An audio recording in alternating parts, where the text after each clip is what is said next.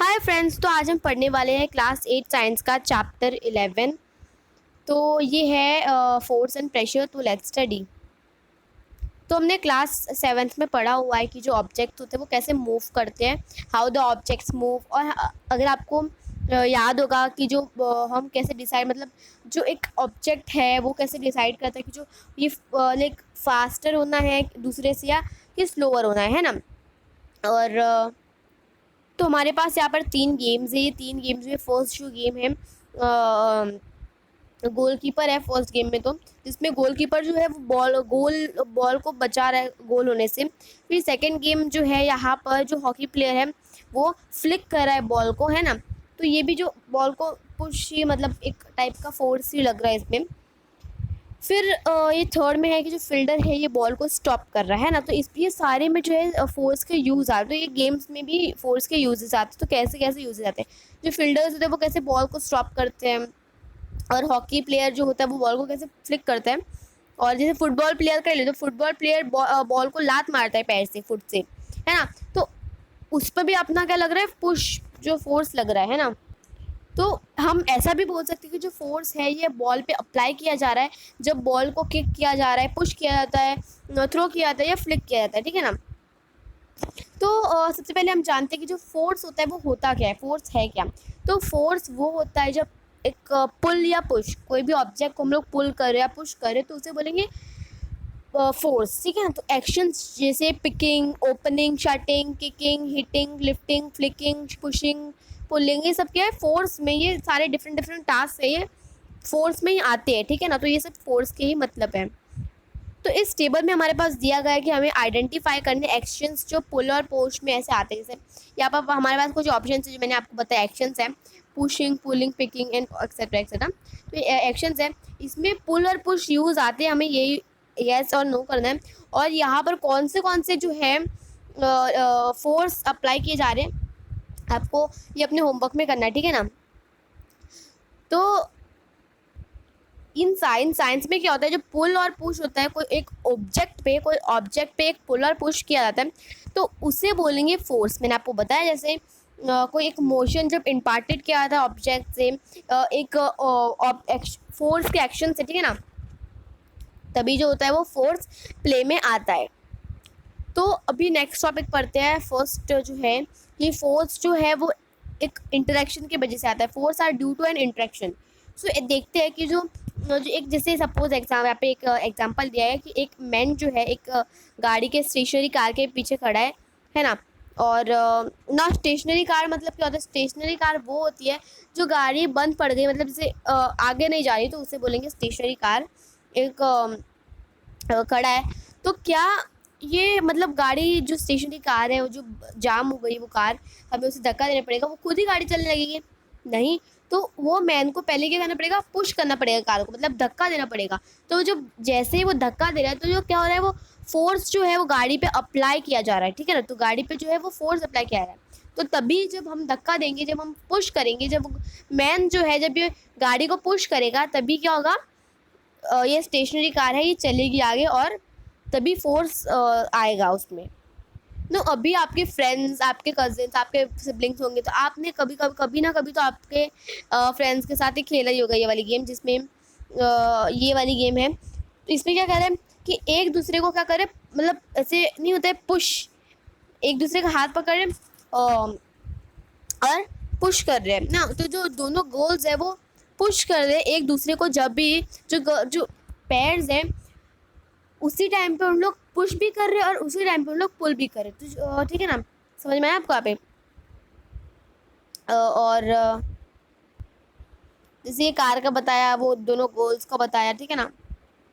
वहाँ पे वो दो गर्ल्स का झगड़ा हो रहा है तो कौन किसको पुश कर रहा है, जिसपे मतलब जो फोर्स लगा रहा है वो उसको पुल कर, जैसे ये लड़की फोर्स लगा रही होगी या ये लड़की को फोर्स लगा रही होगी तो ये लड़की से पुल करेगी, वो लड़की उसे पुश करेगी, ठीक है ना, मतलब पुल करेगी, पुश तो जो जैसे यहाँ पे है जो ये काऊ है तो ये काऊ मानने का नाम नहीं ले रही, मतलब एकदम ज़िद्दी सी गाय है। और ये भी कुछ ज़िद्दी, मतलब कुछ कम ज़िद्दी नहीं है। तो ये भी क्या कर रहा है, ये आदमी जो है यहाँ पे खड़ा है और ये काऊ है उसे पुल कर रहा है। Who is pulling home, the man is pulling the cow, है ना। तो ये एग्जाम्पल से हमें पता चल रहा है कि जो एटलीस्ट ये दो ऑब्जेक्ट्स है जब ये इंटरेक्ट में आते हैं, जब ये दोनों एक इंटरेक्ट में आते हैं तभी जो होता है वो फोर्स लगता है, फोर्स प्ले में आता है, ठीक है। तो अभी हम पता चल गया कि जो इंटरेक्शन है एक ऑब्जेक्ट का दूसरे ऑब्जेक्ट के साथ, तो ये फोर्स बनाता है दो ऑब्जेक्ट्स के बीच में। तो नेक्स्ट टॉपिक है एक्सप्लोरिंग फोर्सेस। अभी हम लोग ज़्यादा फोर्सेस के बारे में पढ़ने वाले हैं, है ना। तो हमारे पास एक एक्टिविटी 11.2। तो इस एक्टिविटी में क्या है, आपको कोई भी एक हैवी ऑब्जेक्ट चूज करना है, और जैसे table, box, you have to do it on your risk, ठीक है।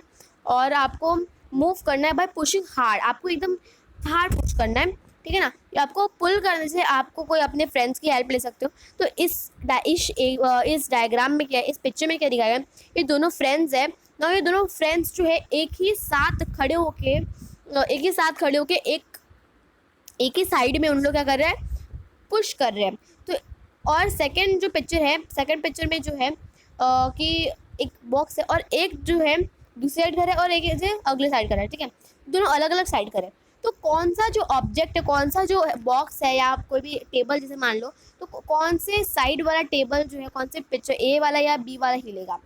तो ऑब्वियस वे ए वाला हिलेगा, क्यों, क्योंकि ए वाले में उन लोग इस साइड जो है लगा रहे, ठीक है ना। और दोनों का फोर्स लग रहा है इस साइड में, दोनों पुश कर रहे हैं इस साइड में। बट इसमें क्या हो रहा है, दोनों के दोनों पुश भी कर रहे हैं, इसमें भी पुश कर रहे हैं, बट इसमें ये यहाँ से पुश कर रहा है, ये यहाँ से पुश कर रहा है। तो जाएगा कौन सा साइड, वो टेबल उसी साइड का जाएगा, है ना।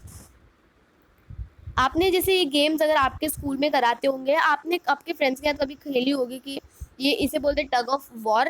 तो टग ऑफ वॉर में क्या होता है ना, एक साइड दूसरी टीम होती है और एक साइड दूसरी टीम होती है, ठीक है ना। देखो ये टीम ये रस्सी को खींच रही होती है और ये टीम ये रस्सी को खींच रही होती है। तो जो इसमें क्या होता है, जो ज़्यादा फोर्स लगाएगा, जो ज़्यादा जल्दी से पुल करेगा, इसमें तो पुल हो रहा है, पुश नहीं हो रहा है ना। पुश करती तो ये टीम जीतती, अगर ये टीम पुश करती तो ये टीम जीतती, ये टीम पुश करती तो ये टीम जीतती। ऐसा तो होता नहीं, टग ऑफ वॉर में पुल करना होता है अपने साइड। तो पुल कर रहे हो और क्या हो रहा है, जो टीम ज़्यादा फोर्स लगाएगी, ज़्यादा पुल करेगी, तो वही टीम जीतेगी, है ना। और जैसे अगर दोनों में इक्वल फोर्स लग रहा है तो कोई भी टीम ना नहीं जीतने वाली, क्योंकि ये टीम भी नॉर्मल फोर्स लगा रही है, ये टीम भी नॉर्मल फोर्स लगा रही है, नहीं होने वाला है।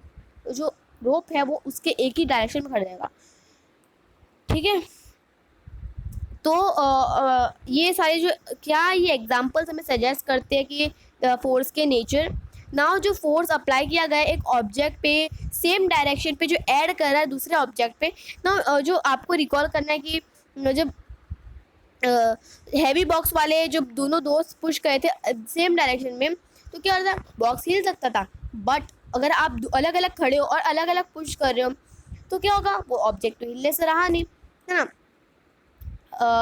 अगर दो ऑब्जेक्ट एक्ट करे अपोजिट डायरेक्शन में और एक ऑब्जेक्ट के, तो जो नेट फोर्स है ये एक्ट करेगा difference between the two forces, ठीक है।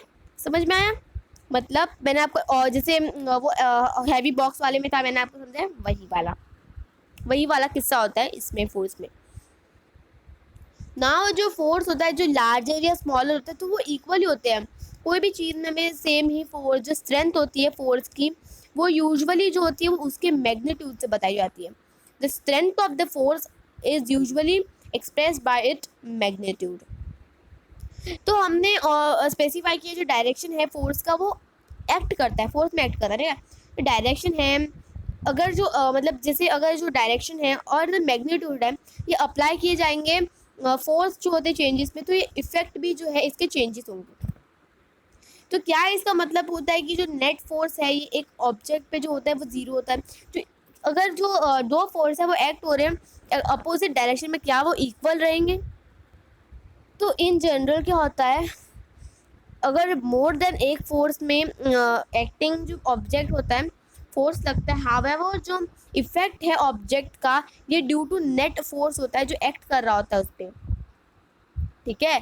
तो जो अभी हम जानते हैं एक नया टॉपिक जो कि है एक फोर्स जो चेंज करता है state of motion. A force can change the state of motion. तो यहाँ पे हमारे पास एक्टिविटी 11.3 है। इस देखो ये बॉल है हमारे पास, एंड ये बॉल में एक हाथ है, मतलब बॉल में हाथ नहीं, एक जैसे आप अपना हाथ लो और आपका बॉल लो, ना आपको लेना है, जैसे आप यहाँ पे ये वाला हाथ है आपका, जो ये बॉल जो हाथ हुआ है आप ऐसे कर रहे हो, मतलब बॉल को अगर आप ऐसे पुश करोगे ऐसे ऐसे ऐसे ऐसे, तो क्या हो रहा है, वो बॉल और आगे जाएगा। और जितना ज़ोर से आप करोगे पुश वो बॉल को, मतलब जितना ज़ोर से वो बॉल को आप धक्का दोगे उतना ज़ोर से वो बॉल क्या होगा, मतलब मूव होगा, है ना। तो इसमें क्या हो रहा है, ये क्या हो रहा है, चेंज कर रहा है उसका बॉल जो हैंड है, ये अपना हैंड है, ये क्या कर रहा है, ये बॉल का जो मोशन है इसे चेंज भी कर सकते हैं हम लोग, ठीक है ना। समझ में आया? आप बॉल को ड्रिबल करते हो तो जितना फास्ट आप ड्रिबल करते हो उतना फास्ट जो बॉल होता है वो ड्रिबल होता है, जितना धीरे धीरे आप ड्रिबल करते हो उतना धीरे धीरे वो जो बॉल होता है वो ड्रिबल करता है। समझ में आया? जैसे एग्जांपल मैंने आपको बताया, जो पेनल्टी किक है, जितना जोर से आप फुटबॉल के बॉल को किक मारोगे उतने जोर से वो बॉल जाएगा, बट जितना धीरे आप जाओ बॉल को लात मारोगे उतना धीरे वो जाएगा, ठीक है। तो ये एग्जांपल्स मैंने आपको बताई, एक्टिविटीज़ मैंने आपको बताई, तो ये क्या बताता है कि जो फोर्स है वो अप्लाई किया गया है एक ऑब्जेक्ट पे तो वो उसकी स्पीड को भी चेंज कर सकती है। जो फोर्स अप्लाई किया है एक ऑब्जेक्ट पे वो उसके मोशन का जो डायरेक्शन है ये भी चेंज करता है। जो स्पीड है वो ऑब्जेक्ट की वो इंक्रीज भी हो सकती है। जो फोर्स है अप्लाई किया गया है डायरेक्शन का ये अपोजिट डायरेक्शन में भी जा सकता है, डायरेक्शन ऑफ मोशन। तो ये मतलब जो रिजल्ट होता है ये स्पीड के ऑब्जेक्ट की जो स्पीड है वो डिक्रीज भी कर सकता है और इंक्रीज भी कर सकता है, उसका डायरेक्शन भी चेंज कर सकता है, उसकी स्पीड इंक्रीज डिक्रीज सब कर सकता है, उसका मोशन चेंज कर सकता है, उसका डायरेक्शन चेंज कर सब चेंज कर सकता है फोर्स, ठीक है। नाउ ये पिक्चर में आपने देखा होगा कि अगर आप बचपन में अगर आपने चाइल्डहुड में एक गेम खेले होगे तो यू विल रिमेंबर कि एक टायर है और ये बच्चा इसके पास एक लकड़ी है। Now what you have to do is you have to just push the tyre repeatedly, और टायर जो है वो खुद ही चलते जाएगा। तो इसमें भी क्या हो रहा है, इसमें भी जो है टायर पे फोर्स अप्लाई किया जा रहा है, पुश किया जा रहा है, तभी वो लड़का जो लकड़ी से पुश कर रहा है तो वो टायर जो है वो चलता जा रहा है। एंड इसमें भी क्या हो रहा है, इस मोशन को जो चेंज भी, अगर वो लड़का उसे जोर से मारेगा, लकड़ी को जोर से पुश करेगा, रिपीटेडली जोर से करेगा, तो वो जो टायर है वो ज़्यादा फास्ट जाएगा, नहीं करेगा तो टायर गिर जाएगा, नहीं तो वो स्लो हो जाएगा। नाउ इस टेबल में यू कैन सी इज जो है फर्स्ट जो है मैंने आपको बताया कि जैसे आप मार रहे हो वैसे जो है उतनी स्पीड पे वो जाएगा। और इसमें आपको दिख रहा है कि तो जो ए जो डायग्राम है, एक ए वाले पिक्चर में जो बॉल है इसके जो मोशन है ये स्टार्ट किया गया है जब हम लोग उसे हाथ से लेवल कर रहे हैं, सरफेस कर रहे हैं, मतलब जो लेवल का सरफेस है उसे पुश कर रहे हैं। और बी वाले पिक्चर में दिखाया गया है जो डायरेक्शन है मोशन का, बॉल पे स्ट्राइक कर रहा है रूलर, मतलब रूलर से हम लोग मार रहे हैं, स्केल से हम लोग मार रहे हैं, तो जो बॉल है वो दोनों साइड जा सकता है, बट जो हाथ से करेंगे तो एक ही साइड जाएगा, है ना। तो ये अपने पाथ को चेंज भी कर सकता है force. And change in the either speed of a object या डायरेक्शन ऑफ द मोशन, ये दोनों जो डिस्क्राइब किए जाते हैं उसके मोशन के स्टेट पे जो चेंज होता है, ठीक है।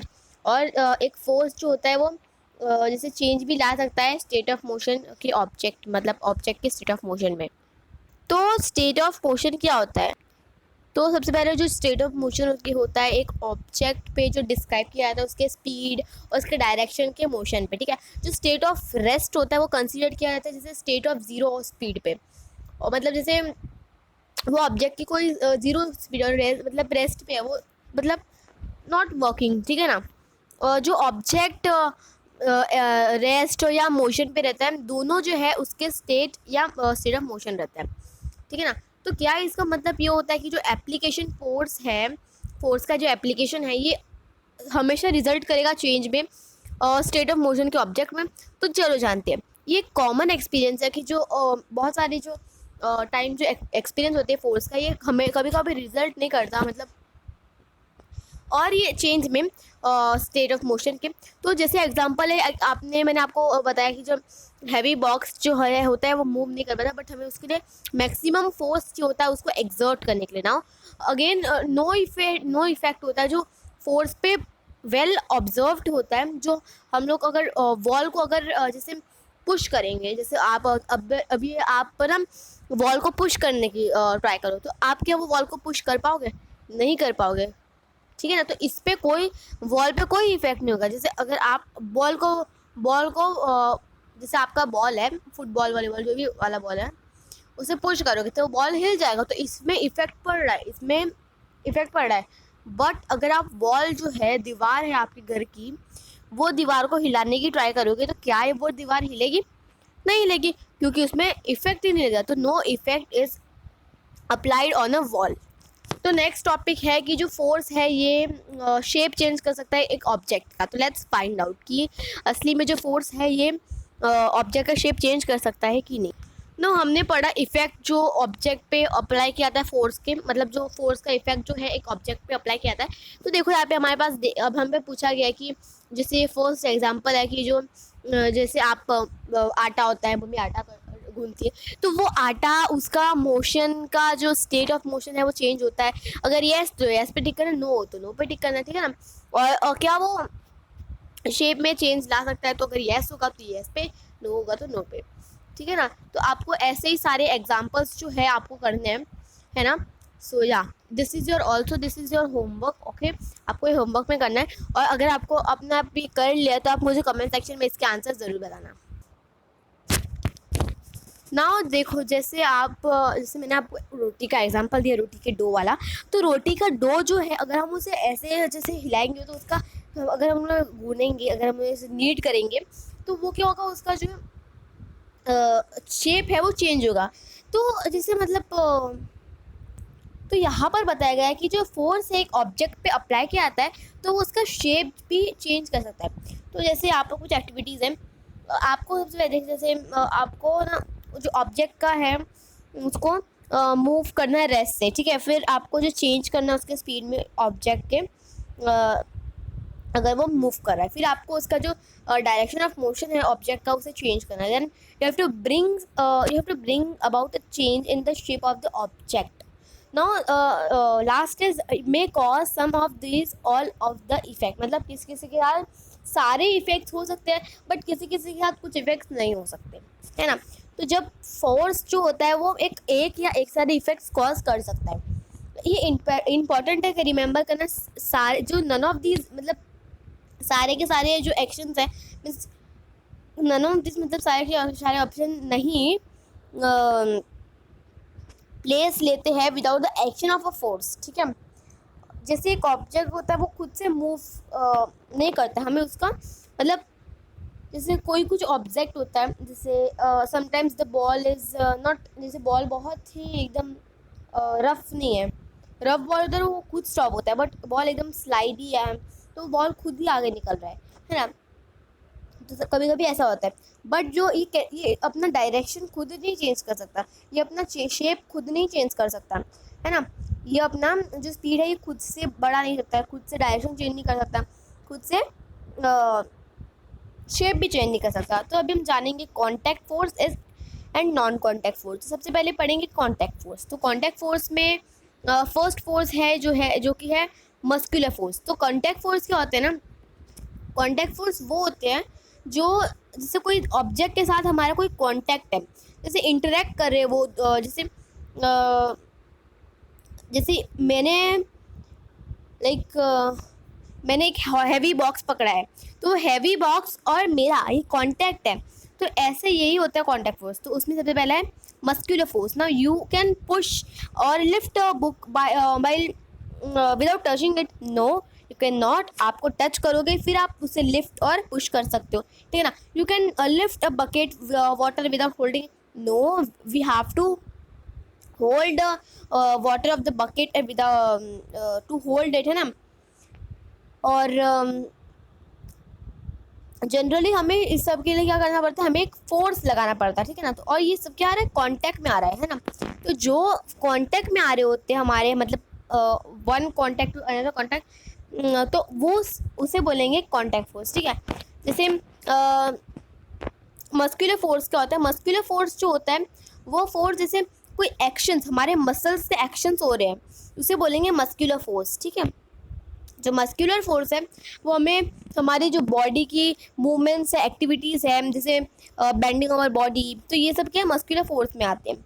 हमने पढ़ा हुआ है कि क्लास 7 में जो प्रोसेस ऑफ डाइजेशन है, जिसमें फूड होते हैं वो थ्रू एलिमेंट्री कैनाल से पुश होता है, तो क्या ये भी मस्कुलर फोर्स है? जो लंग्स होते हैं वो एक्सपांड करते हैं और कॉन्ट्रैक्ट होते हैं जब हम इनहेल करते हैं और एक्सहेल करते हैं ड्यूरिंग द ब्रीदिंग, है ना। और ये जो सारे मसल्स हैं ये ब्रीदिंग में भी पॉसिबल है। Can you list a few more examples of force exerted by muscles in our body, मतलब क्या आप ऐसे कुछ लिस्ट बना सकते हो जो हमारे मतलब कुछ एग्जाम्पल्स के जो हमारे फोर्स जो एक्सर्ट किया था हमारे बॉडी के मसल्स पे, ठीक है। तो एनिमल्स जो होते हैं वो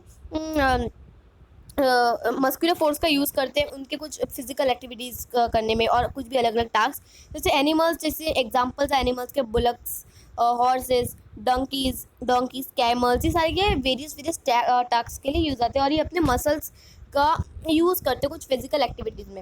जैसे यहाँ पे आपको दिख रहा है कि जो बुलक कार्ड है, मतलब बुलक है, उसमें भूसा रखा हुआ है, घास वो सब रखा हुआ है, तो बहुत बड़े बड़े एंड डिफ़िकल्ट काम होते हैं। जैसे डोंकी जो होते हैं उस पर सामान रखा होता है, तो वो भी मस्कुलर फोर्स में आएगा। तो जैसे जो मस्कुलर फोर्स होता है वो अप्लाई किया जाता है ओनली व्हेन जब एक कॉन्टैक्ट आ रहा है एक ऑब्जेक्ट का, तो उसे बोलेंगे कॉन्टैक्ट फोर्स, मैंने आपको बताया। नेक्स्ट है फ्रिक्शन। जैसे आपको कुछ एक्सपीरियंस है, जैसे जो बॉल हो रहा है वो रोल कर रहा है ग्राउंड में, स्लो डाउन हो रहा है और फिर रेस्ट में, मतलब धीरे स्लो डाउन हो रहा है फिर रुक जा रहा है। तो जब हम एक बाईसाइकिल को, हम एक साइकिल को पैडल मार रहे हैं, तो वो ग्रेजुअली स्लो, जो हम लोग ने मतलब पैडल मारना छोड़ दिया तो वो स्लो हो जाएगा और फिर वो धीरे धीरे स्टॉप हो जाएगा, है ना। जब हम एक कार और स्कूटर को उसके इंजन को स्विच ऑफ करते हैं तो क्या होता है, वो रुक जाता है, मतलब धीरे धीरे रुक जाता है ना। सिमिलरली एक बोट जो जैसे रेस्ट पे होती है तो क्या वो रोक करना स्टॉप कर देती है? यस, मतलब कि वो रुक, मतलब तैरना, मतलब खुद ही तैरती है कि no we have to do like, ऐसे लकड़ी होती है जिसे हिलाना होता है ना, है ना। सो ये सारे सिचुएशंस में कोई no force appears to be acting on the object, तो इसलिए सारे जो स्पीड है ग्रेजुअली डिक्रीज हो रही है और ये रेस्ट पे आ रही कुछ टाइम के बाद, है ना। तो क्या कॉज है इन स्टेट ऑफ मोशन का चेंज में, है ना। तो जैसे जो फोर्स रिस्पॉन्सिबल होता है उसके स्टेट ऑफ मोशन को चेंज करने में ऑब्जेक्ट्स के, तो उसे बोलेंगे, इन सारे जो एग्जांपल्स है इसे फोर्स ऑफ फ्रिक्शन बोला जाता है। तो जो फोर्स ऑफ फ्रिक्शन है ये एक बॉल और सरफेस के बीच में और ग्राउंड के बीच में जो बॉल को रेस्ट पे ला रहा है।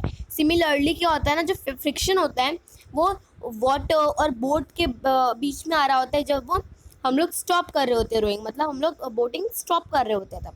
तो जो फोर्स होता है फ्रिक्शन का वो हमेशा एक्ट करता है जो मूविंग ऑब्जेक्ट होता है और उसका डायरेक्शन जो होता है वो हमेशा ऑपोजिट मूव करता है उसके डायरेक्शन के मोशन में। सिंस जो फोर्स है फ्रिक्शन का वो अराइज करता है due to contact force between the surfaces ना। ये एक और एग्जांपल है कांटेक्ट फोर्स का, तो this is the second example of contact force of friction. हम इसके बारे में चैप्टर 12 में और आगे पढ़ेंगे, बट या आप सोच रहे हो कि कुछ एसेंशियल एजेंट होते हैं जो अप्लाई किए जाते हैं फोर्स पे, तो let's find out about more that कि अभी नेक्स्ट फोर्स है। जैसे हमने दो टाइप्स के फोर्स होते हैं, contact force and non contact force. तो मैंने आपको कॉन्टैक्ट फोर्स में पढ़ा दिया दो फोर्सेस। अभी नॉन कॉन्टैक्ट फोर्स जो है, कॉन्टैक्ट फोर्स में क्या था कि कॉन्टैक्ट कोई मतलब टच या इंटरेक्ट कर रहे होते हैं दो ऑब्जेक्ट, दो से ज़्यादा भी ऑब्जेक्ट होते हैं। बट इस नॉन कॉन्टैक्ट ऑब्जेक्ट में क्या है ना, इसमें टच या इंटरेक्ट कुछ नहीं करना है, बिना कॉन्टैक्ट के फोर्स अप्लाई हो रहा है, जैसे magnetic force. Now, in activity 11.6, what you have to do is you have to take a pair of bar magnets, or you have to place the longer side of one of that magnets. Now, you have to over the 3 round shaped pencils or wooden rollers, etc. etc. So now you have to bring the end of the other object name magnet. उसके and पे जो rollers पे जो place किया गया है वो magnet. ना you have to make sure that कि जो दोनों मैग्नेट्स हैं ये एक दूसरे को टच ना करें। ना यू हैव टू ऑब्जर्व कि क्या हो रहा है, ये क्या हो रहा है, जो ये मैग्नेट है ये धीरे धीरे सेम एंड पे क्या हो रहा है, नियर आ रहे हैं, मतलब पास आ रहे हैं। तो जो मैग्नेट है वो प्लेस किए गए हैं रोलर्स पे। तो what happens to the magnet, जब वो दो रोलर्स के मतलब जो जो प्लेस किए गए रूलर्स पे, एवरी टाइम जो अनदर मैग्नेट होता है वो पास आता है, मीन्स ब्रॉड आता है नियर। देखो जैसे यहाँ पे आपको दिख रहा है ये पिक्चर्स में, दियर आर द डायग्राम्स और pictures. Now you can see is दो मैग्नेट्स हैं एंड एक को रखा गया उस पे रूलर्स है, पेंसिल। तो क्या हो रहा है, वो धीरे धीरे पास आ रहे हैं, अट्रैक्शन हो रहा है उन दोनों का, मैग्नेट्स का। क्या वो जो मैग्नेट है वो रूलर स्टार्ट कर जाएंगे मूव करने में, पास आने में।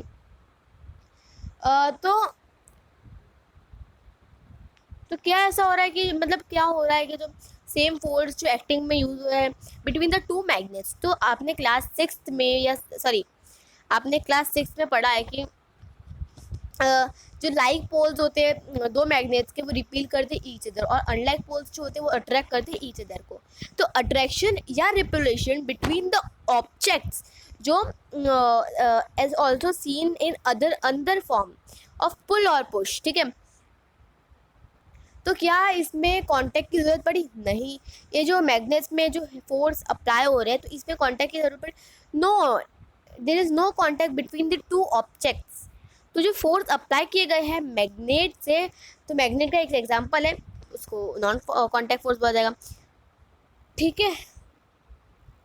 जो फोर्स अप्लाइड किया जा रहा है, एक्सर्ट किया जा रहा है मैग्नेट के एक पीस ऑफ आयरन पे, तो उसे भी एक नॉन कांटेक्ट फोर्स ही माना जाएगा।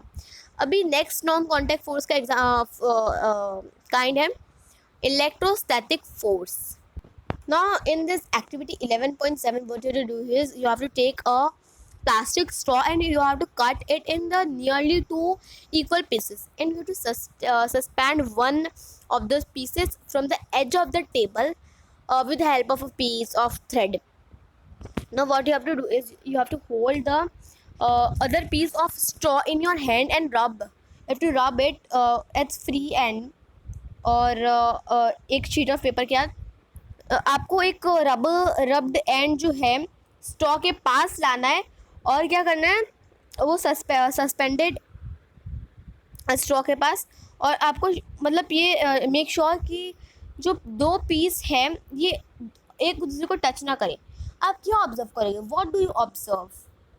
जो रब है फ्री एंड का सस्पेंड पीस है, जो मतलब सस्पेंड पीस ऑफ स्ट्रॉ है, सस्पेंडेड पीस ऑफ स्ट्रॉ, तो शीट ऑफ पेपर के साथ you have to bring the again you have to bring the piece of straw जो रब किया गया था earlier with the paper near the free end of the suspended straw। अब आप क्या ऑब्जर्व कर रहे हो, आप क्या देखोगे वहाँ पे? क्या आपने देखा कि देखो जैसे ये है हमारा table, way to rub it, और देखो पेपर के साथ अट्रैक्ट कर रहा है ना। जो स्ट्रॉ है ये अक्वायर्ड हो रहा है, इलेक्ट्रोस्टैटिक चार्ज हो रहा है आफ्टर वो एक रब किया गया एक पेपर के सीट के साथ। तो जो स्ट्रॉ है एक एग्जांपल है चार्ज बॉडी का। तो जो फोर्स है वो एक्सर्ट किया जा रहा है चार्ज बॉडी पे एक दूसरी चार्ज और अनचार्ज बॉडी से, तो इसे ही बोलेंगे हम इलेक्ट्रोस्टैटिक फोर्स, ठीक है। तो this is called electrostatic force. Now जो फोर्स होता है वो even the play in coming to play when जो बॉडीज़ है वो कांटेक्ट में नहीं होती। जो इलेक्ट्रोस्टैटिक फोर्स होते हैं वो एक अनदर एग्जांपल है नॉन कांटेक्ट फोर्स का। Now next is gravitational force.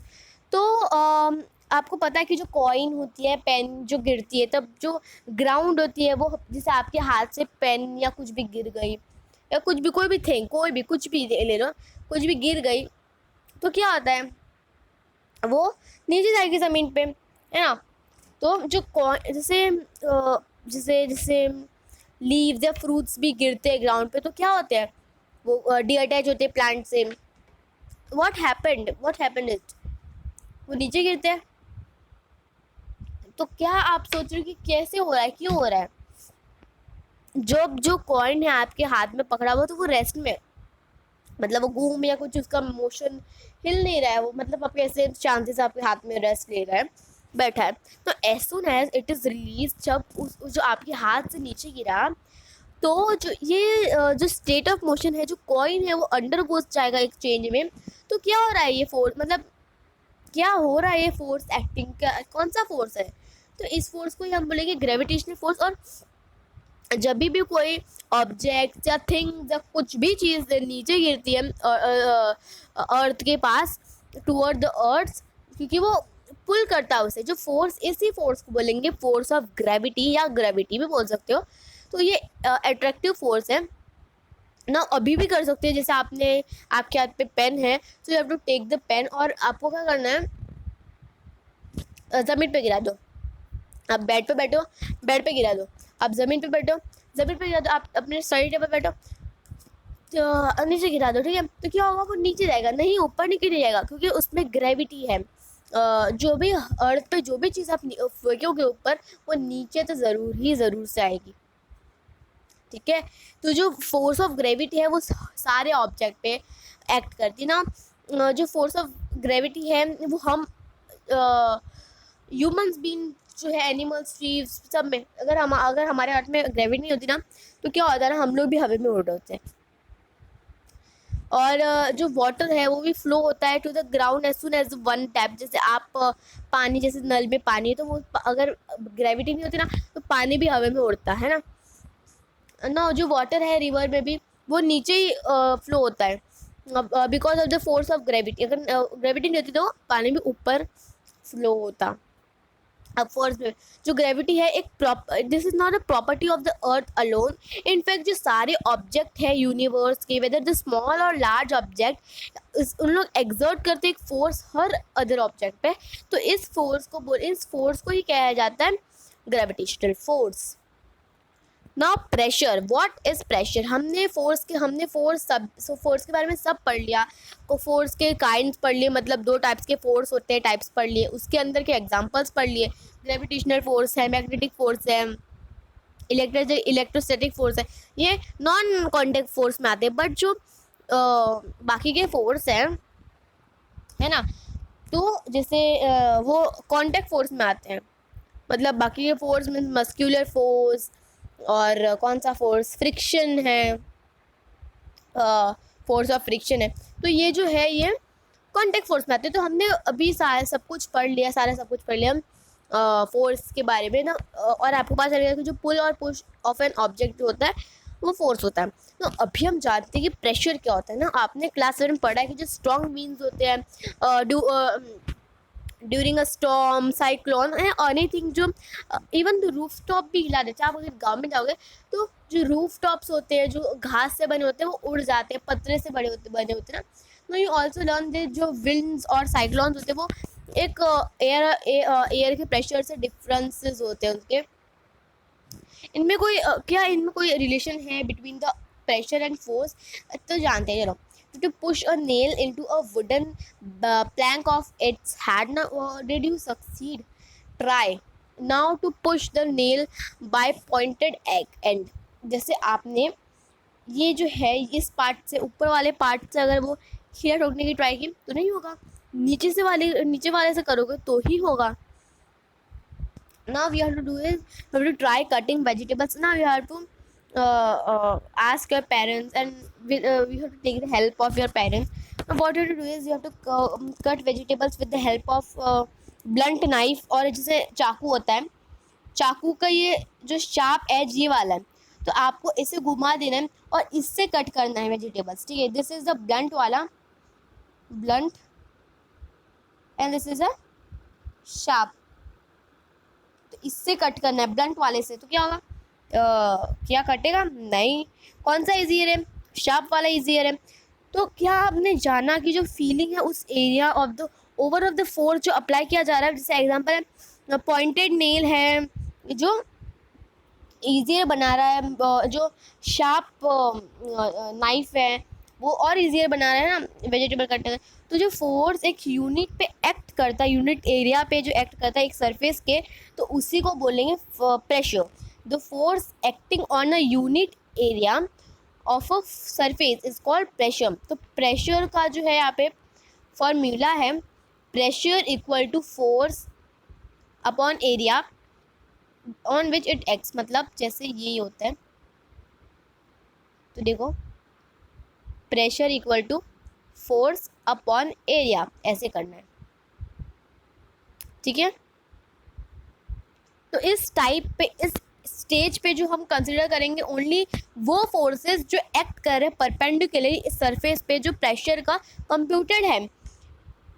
तो पहेली को अभी समझ में आया कि जो पोर्टर्स होते हैं राउंड पीस के कपड़े जो होते हैं वो हेड पे मतलब उनके हेड्स पे वो कैरी करते हैं हैवी लोड्स, मतलब जो सामने देखा होगा कोई सब्जी बेचने वाली आंटी या अंकल आते होंगे तो उन लोग अपने सिर पे ऐसे कुछ उनके ओढ़नी है ऐसे कपड़े का ऐसे लगाया होता है और उसके ऊपर फिर वेजिटेबल की बास्केट होते हैं और फिर वेजिटेबल्स होते हैं छोटे छोटे, मतलब जैसे ऐसे। तो ना यहाँ पर क्या है, ये पोर्टर्स है, ये पोर्टर्स लगाया होता है क्योंकि ये क्या कर रहा है, अच्छे से होल्ड कर पा रहा है, ईजियर बन रहा है ना।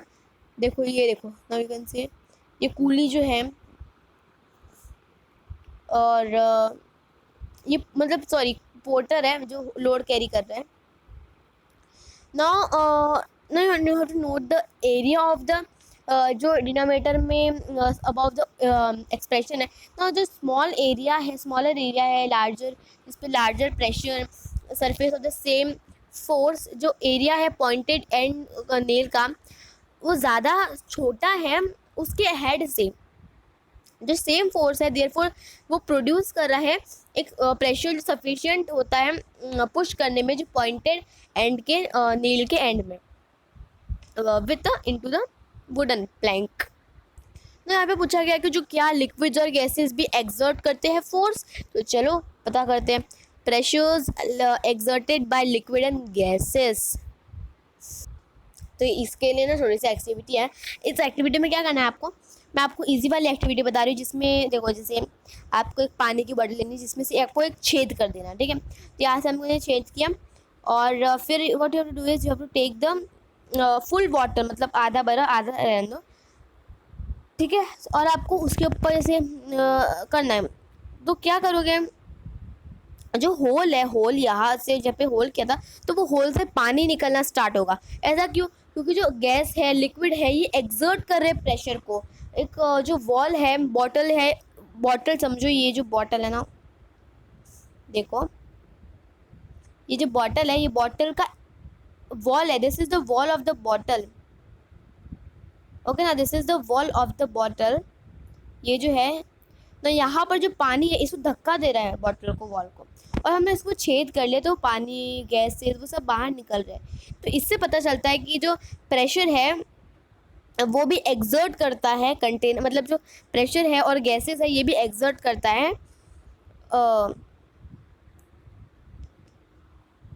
प्रेशर। और उसी एक्टिविटी में हमें ये भी पता चलता है कि जैसे आपने वो फुट्टे वाले में आपने बलून लगाए तो बलून फूलते जा रहा है धीरे धीरे। अब वो क्यों फूलते जा रहा है, क्योंकि जो गैस है वो भी प्रेशर एक्सर्ट कर रहा है ना। तो इससे ये पता चल रहा है कि जो गैसेस है लिक्विड्स है ये भी एक्सर्ट करते हैं प्रेशर्स ना। अभी अब पढ़ते हैं एटमॉस्फेरिक प्रेशर के बारे में। आपको पता है कि जो एयर है हमारे हर साइड, हर अराउंड द वर्ल्ड, हमारे हर साइड में जो है एयर ऑल अराउंड अस है ना। जो ये एनवलप है एयर का इसे बोलेंगे एटमॉस्फेयर। और जो एटमॉस्फेरिक एयर है ये एक्सटेंड करता है बहुत सारे kilometres about the surface of the earth. जो प्रेशर है वो एक्सर्ट किया जा रहा है एयर से, इसे बोलेंगे एटमॉस्फेरिक प्रेशर। आपको पता चलिए कि एटमॉस्फेरिक प्रेशर क्या होता है, जो प्रेशर का जो फोर्स है पर यूनिट एरिया, जैसे इमेजिन करो कि एक यूनिट एरिया है बहुत बड़ा, एक जैसे बहुत लॉन्ग सिलेंडर है जो फिल्ड एयर के साथ है और इसमें जो फोर्स ऑफ ग्रेविटी है एयर में सिलेंडर में वो एक एटमॉस्फेरिक प्रेशर है ना। This is the unit area और this is the gravity in air. जो कॉलम है this is the unit area, sorry this is the unit area. ना 11.11 एक्टिविटी में क्या करना है, to take a good quality rubber sucker, और जो एकदम जैसे वो स्मॉल रबर कैप कप दिखे, और have to press hard on the smooth plane surface, do it stick, आपको मतलब सरफेस पे स्टिक कर देना। तो पुल द रबर सकर। जब आप प्रेस कर रहे होंगे रबर शपर में रबर को सॉरी सकर को, तो क्या हो रहा होगा, जो मोस्ट ऑफ द एयर है वो कप के अंदर चले गई और फिर वो सरफेस में एस्केप कर रही है आउट, मतलब बाहर निकलने का तरीका। जब हम लोग जो सकर को है ऐसे स्टिक करेंगे तो सरफेस है ये प्रेशर पे एटमॉस्फेयर के प्रेशर में एक्ट करेगा। जैसे हम पुल करेंगे उस शक्कर को तो वो जो अप्लाइड फोर्स है ये एकदम लार्ज लेगा और ये एकदम झड़प से बाहर आ जाएगा। तो इसे बोलेंगे जो एटमॉस्फेरिक है, एटमॉस्फेरिक प्रेशर इसको बोलेंगे। तो ये एक्टिविटी हमको आइडिया देगी कि जो मैग्नेट आइडिया देगी magnitude of atmospheric pressure. In fact जो इट इज़ नॉट पॉसिबल कि जो बहुत सारे ह्यूमन बींग्स के ये pull the sucker of the surface. अगर यहाँ पे नो एयर होगी तो सकर जो है खींच नहीं पाएगी, पर क्या होता है हर जगह एयर होती है तो वो सकर जो अंदर ये चली जाएगी, है ना। वो जो पूछ रहा है कि एरिया ऑफ द हेड है जो 15 सेंटीमीटर इंटू 50 सेंटीमीटर, तो कितना फोर्स एयर फोर्स है जो हमारे हेड पे एग्जर्ट किए।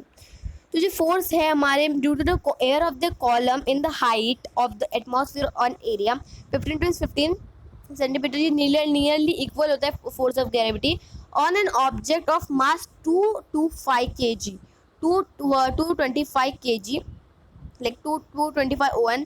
ये रीज़न है कि क्रश नहीं होता है फोर्स की ग्रेविटी में, जब प्रेशर होता है वो बॉडीज़ के अंदर होता है as equal to the atmospheric pressure, और बैलेंस बनाता है प्रेशर का आउटसाइड से। तो यहाँ पर देखो ये हमारे प्रेशर जो है एटमॉस्फेरिक का आपके हेड पे है ना, समझ में आया आपको। तो यहाँ पे हमारा चैप्टर ख़त्म हुआ।